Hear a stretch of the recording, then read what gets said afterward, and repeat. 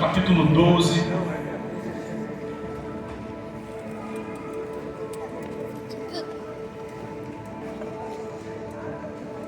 A gente vai ler alguns versículos. Quero começar com o versículo 1 e 2. A gente vai falar sobre um cara chamado Abraão.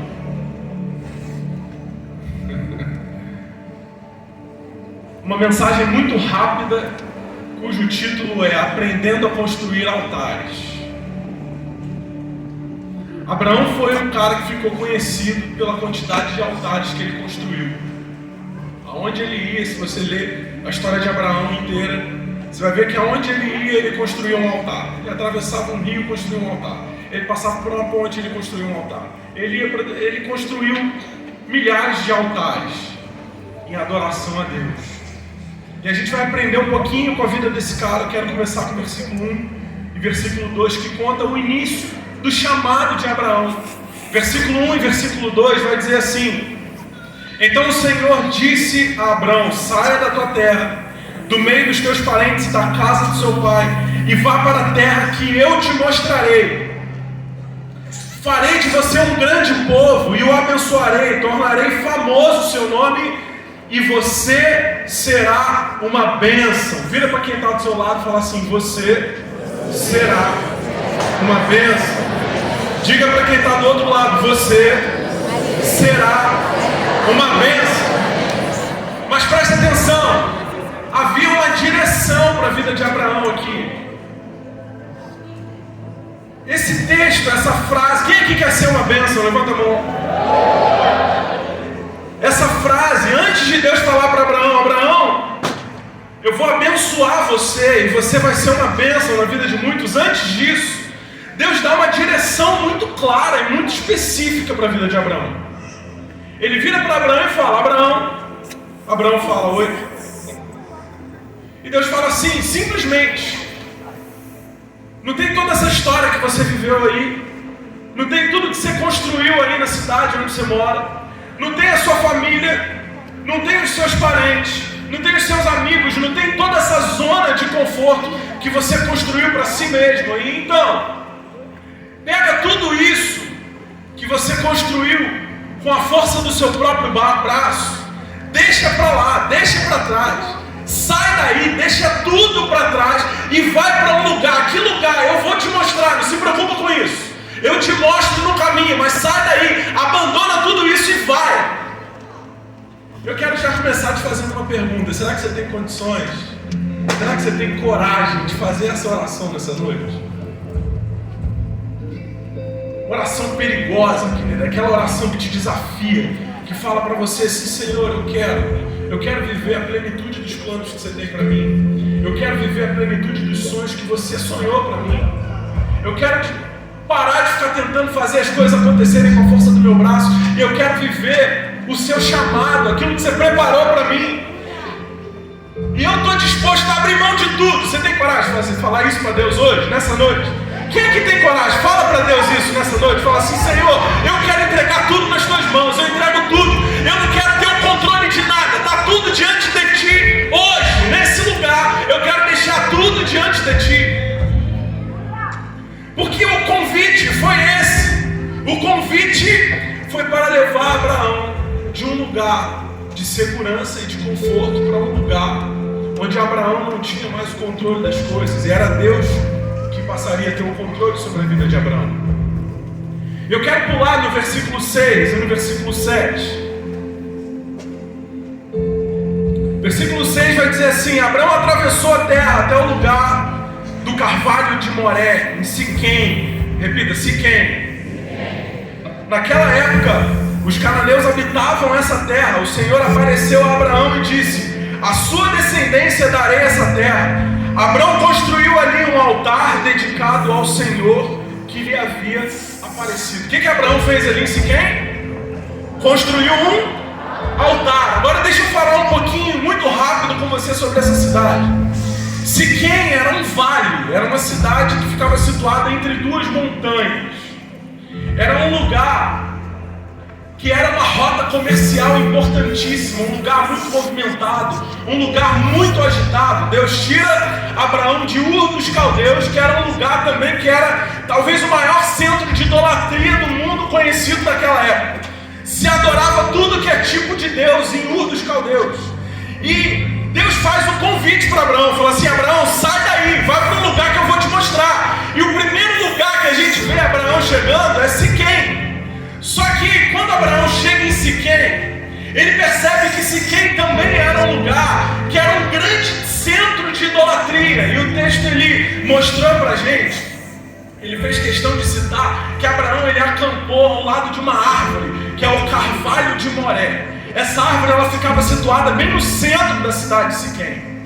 Essa árvore era uma árvore que as pessoas daquela época associavam à fertilidade.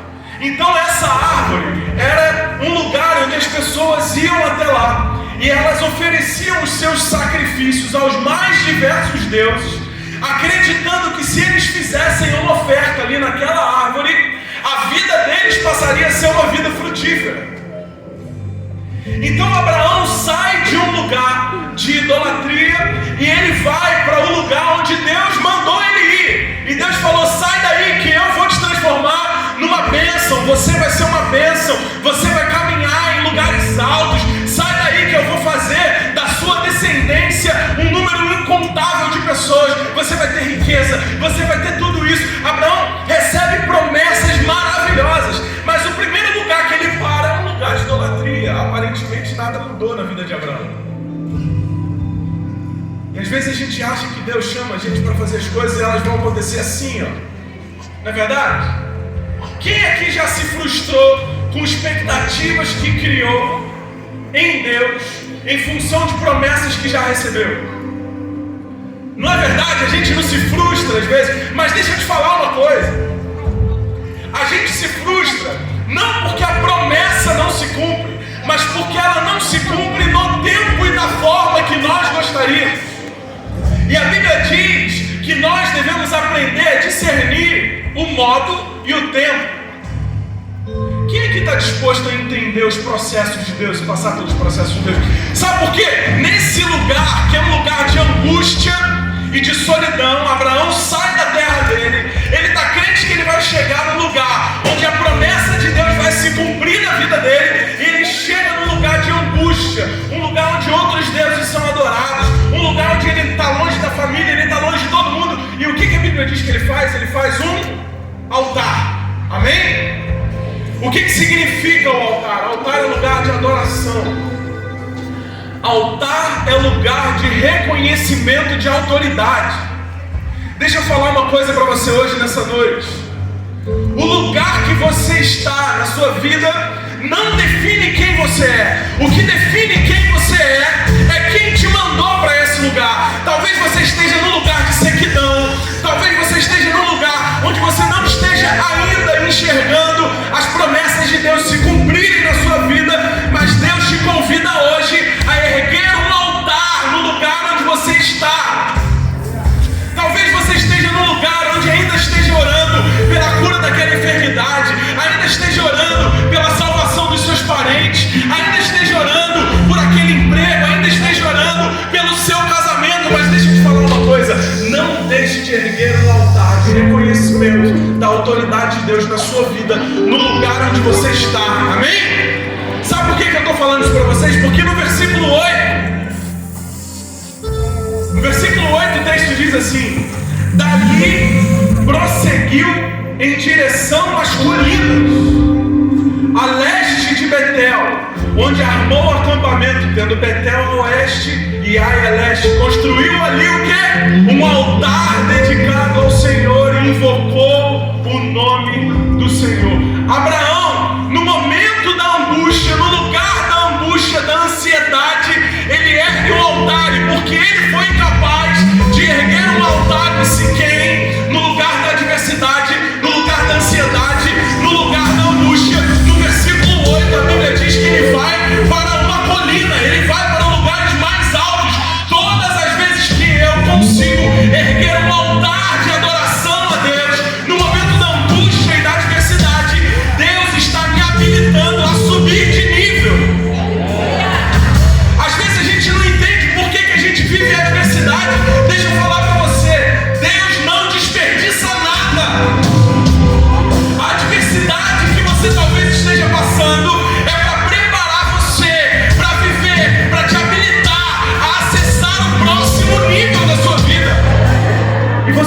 que existem níveis mais altos para a tua vida, amém? Existem níveis mais altos para a tua vida. Existem níveis maiores. Deus quer te levar a influenciar mais pessoas. Deus quer te levar a ser uma bênção na vida de mais pessoas. Deus quer te levar a falar de Deus para mais pessoas. Através daquilo que Ele vai fazer na tua vida, muitas pessoas vão ser alcançadas. Mas o que habilitou Abraão a ir para o próximo nível, a ir para as colinas, foi o comportamento que ele teve em Siquém, no momento da angústia, no momento da adversidade. Mas é engraçado que quando ele chega em Siquém, ele faz a mesma coisa, porque o versículo 8 que nós lemos diz que ele chega nas colinas, ele chega em Betel, e em Betel, que significa casa de Deus, a palavra Betel significa casa de Deus, repita, casa de Deus. Esse é o lugar de conforto, esse é o lugar da vitória, esse é o lugar que todo mundo quer permanecer. Deixa eu ficar nesse lugar, não é isso?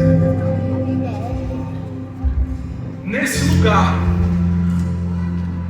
Abraão também ergue ali um altar.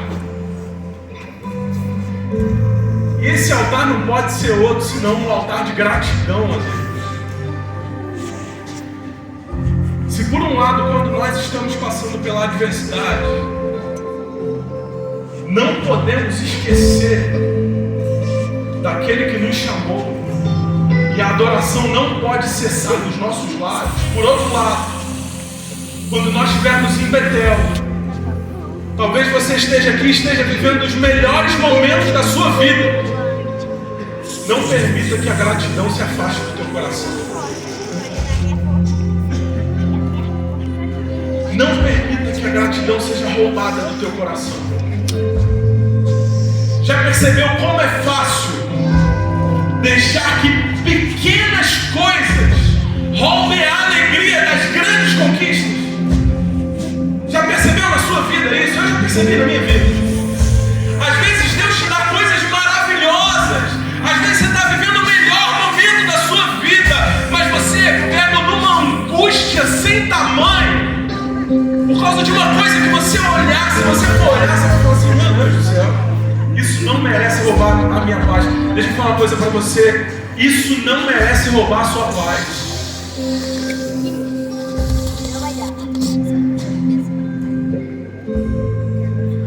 Sabe por que Abraão ergue um altar de gratidão a Deus? Porque a gratidão é o que blinda o nosso coração contra a rebeldia. Você quer saber quando a rebeldia começa a entrar no nosso coração? A primeira coisa que ela faz é roubar de nós a gratidão. Um rebelde jamais será grato.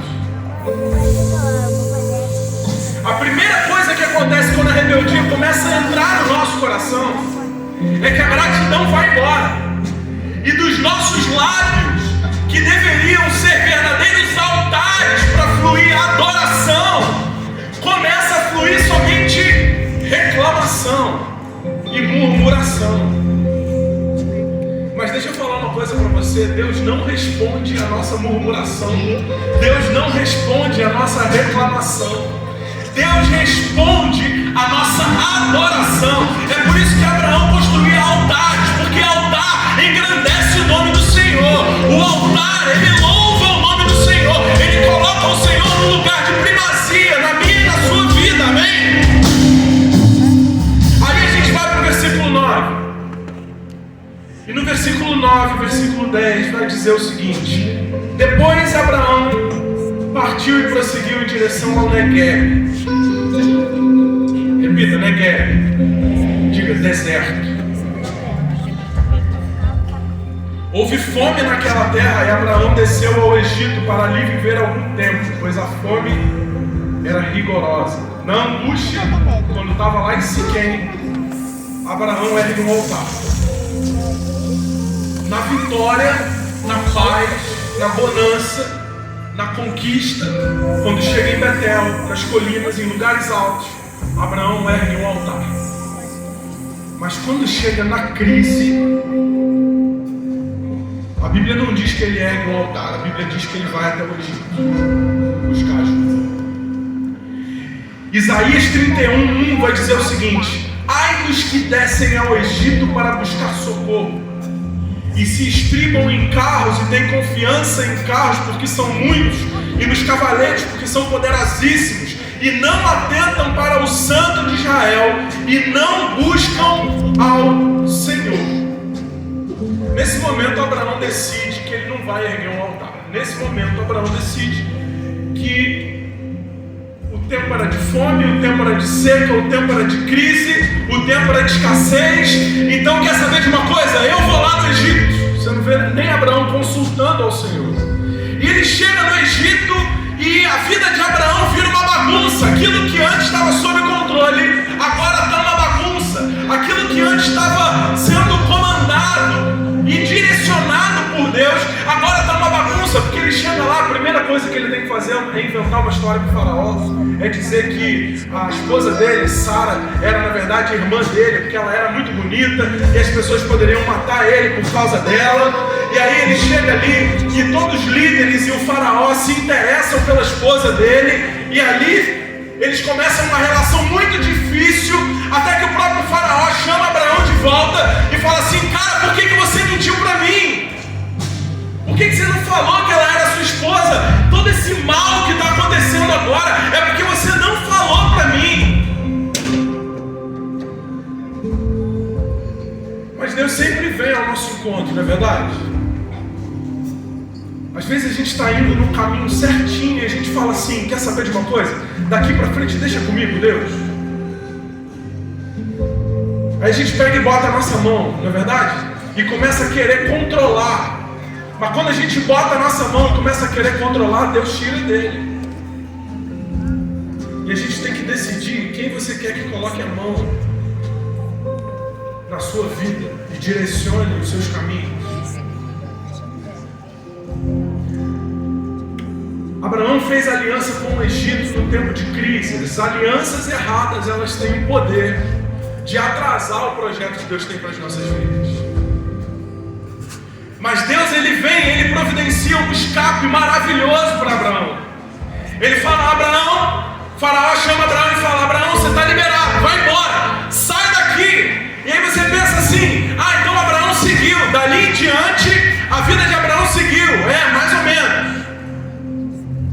Deus sempre vem ao nosso encontro, mas olha o capítulo 13 de Gênesis. A gente vai para o capítulo 13 e a gente vai ler o último texto, do versículo 1 até o versículo 4.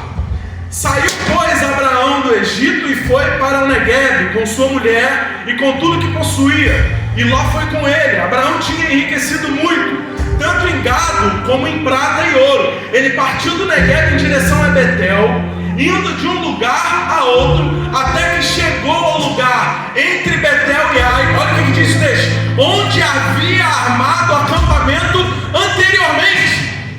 Olha esse versículo 4, que forte. E aonde pela primeira vez tinha construído um altar, ali Abraão invocou o nome do Senhor. Abraão sai do Egito, mas ele não segue dali, ele precisa fazer o caminho de volta. Abraão saiu do Egito e a Bíblia foi muito clara quando fala assim: Abraão saiu do Egito e ele foi pelo Neguebe, pelo mesmo caminho que ele tinha ido. E ele chegou a Betel, no mesmo lugar onde ele estava anteriormente. E nesse mesmo lugar onde ele estava anteriormente, ele armou um acampamento onde ele anteriormente tinha feito isso. Deus sempre vem ao nosso encontro, mas Abraão precisou retornar ao lugar onde ele tinha acertado pela primeira vez. Apocalipse capítulo 2, versículos 4 e 5. Diz a igreja de Éfeso, fala assim: você é uma igreja maravilhosa, você faz tudo certo, suas obras são incríveis, você é uma igreja fiel, você é uma igreja zelosa, você é uma igreja comprometida, suas obras eu não tenho que questionar, porém eu tenho contra ti que você abandonou o primeiro amor. E aí ele vai dar uma recomendação, fala: lembre-se de onde caiu, arrependa-se e pratique as obras que praticava no princípio. É legal isso de lembra-se de onde caiu, porque na maior parte das vezes, quando a gente desvia o percurso por alguma razão, quando a gente assume o controle da nossa vida e por alguma razão a gente vai guiando e a gente chega num lugar onde nós não gostaríamos de estar, o que a gente fala, o que a gente lembra, não é de onde a gente caiu, a gente lembra do porquê a gente caiu. Mas Deus não está perguntando o porquê, Ele está perguntando aonde. Porque Deus não quer saber os seus motivos, Ele só quer que você volte. Deus não quer saber as suas desculpas. As nossas desculpas não produzem nenhum efeito para Deus. O que produz efeito para Deus é o nosso coração arrependido. Quantos estão entendendo essa palavra, amém? Lembra-te de onde caíste, porque lembra de onde caíste. Você já parou para pensar o porquê que Deus manda a gente lembrar de onde caiu? Você já parou para pensar por que Abraão precisou percorrer um caminho de volta para Betel? Porque existe uma rota calculada para você. Quero convidar você a ficar de pé. Existe uma rota calculada para você. Deus preparou um caminho para você. Existe um caminho pronto, existe um caminho excelente. A palavra de Deus diz que Deus te chamou para andar em lugares altos, e você vai andar em lugares altos, amém?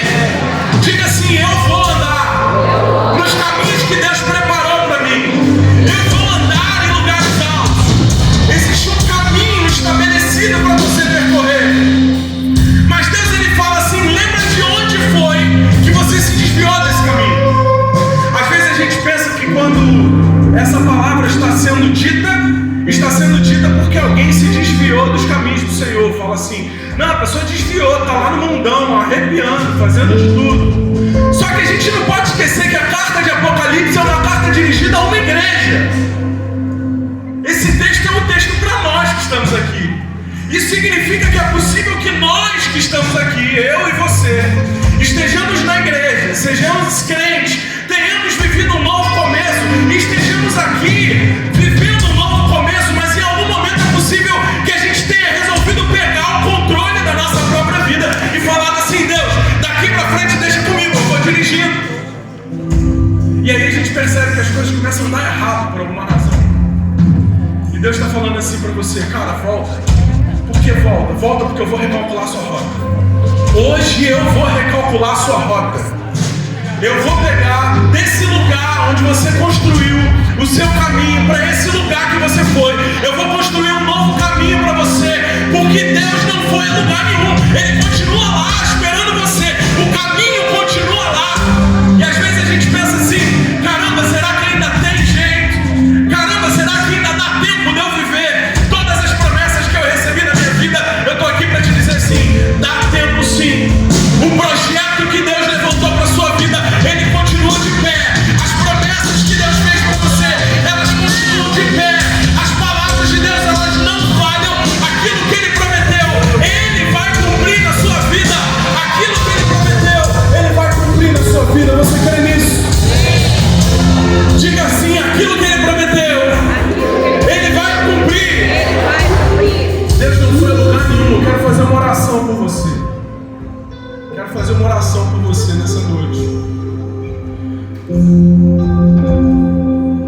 Quero pedir para todos darem as mãos. Vamos dar as mãos.